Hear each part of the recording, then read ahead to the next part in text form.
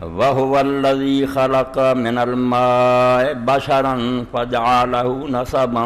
وَسِحْرًا وَكَانَ رَبُّكَ قَدِيرًا۔ سامعین کرام، قرآن مجید دا 19واں پارا سورہ الفرقان وہ 94ویں آیت ہے جڑی میں تواڈے سامنے پڑھی۔ اللہ تعالیٰ نے اس آیت کریمہ دے اندر اپنی قدرت دا ایک نشان جڑا اسی ویکھ رہے ہیں اس جہان دے اندر دا بیان فرمایا کہ پانی دی ایک بوند ہوندی ہے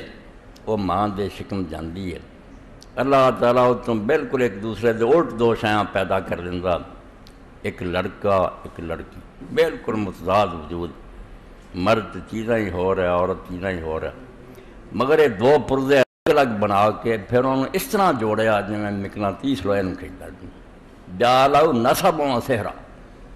ایک پاسے وہ تعلق اپنے باپ دادے نال ہے، خونی رشتہ جنہاں چ جمیا ددیال و سحرا، اور دوجے پاسے وہ لڑکیاں لڑکے جڑے انہاں چ رشتہ پیدا کر کے انہاں چ کشش پیدا کر کے شادیاں ہوندیاں نکاح ہوندے سسرالی۔ اللہ پاک دا ویکھو جہان میں کیویں آباد کردا، پانی دی ایک بوند ہے، دو چیزاں اوچوں نکلدیاں بالکل ایک دوسرے دے الٹ،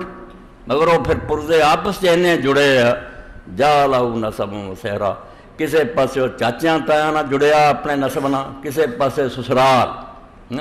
آپ کسے شادی ہوئی گا اپنے تیاں پت کسے دے وکان ربک قدیرا، رب دا ویکھدا تو اپنے رب دیاں قدرتاں، تیرے رب دے کڈے کمال ہے، ایک بوند پانی نہ جہان آباد کرتا، لڑکی لڑکا پھر انہاں تے آپس محبت، پھر ددیال اور ننہال بنا دیتے۔